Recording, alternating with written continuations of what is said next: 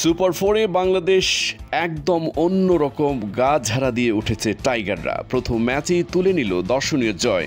শ্রীলঙ্কাকে হারিয়ে ফাইনালের পথে এগিয়ে গেল এক পা। আর এখন শেষ দুই ম্যাচে শুধু এক জয় খোঁজ।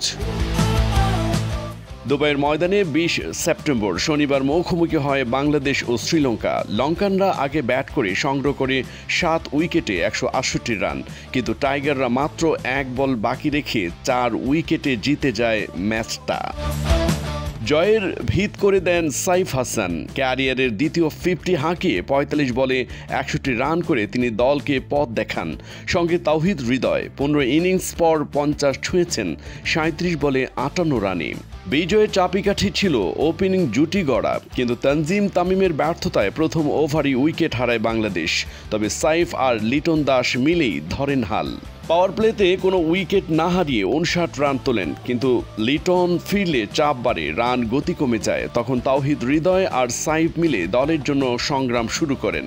১৪ ওভার শেষে ১১৪ রান ফেরেন সাইফ হাসান। হৃদয়ের সঙ্গে গড়া ৫৪ রানের জুটি ভাঙে। এরপর শামীম মিশে জয়ের দিকে ছুটে যায় দল। শেষ ওভারে বাংলাদেশের প্রয়োজন ৫ রান। ২ বল বাকি থাকতে ১ রানের জন্য বাজি জমে শেষে নিস্তব্ধ হয়ে যায় মাঠ। শেষ বলেই নাসুম আহমেদ তুলে নেয় জয়ের রান। আগের দিকে লঙ্কানদের পাথুম নিশানকা ও কুশল ম্যান্ডিস ঝড় তুলে যান।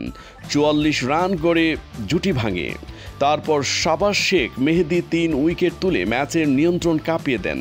তবুও দানুশ সানাকা ছিলেন বিধ্বংসী। ৩, ৪ ও ৬ ছক্কায় ১৬৮ রানের পেছনে ছিলেন প্রধান চালিকা শক্তি। শেষ পর্যন্ত টাইগাররা ছিনে নিল দারুণ জয়, যা ফাইনালের পথে বড় শক্তিশালী পদক্ষেপ।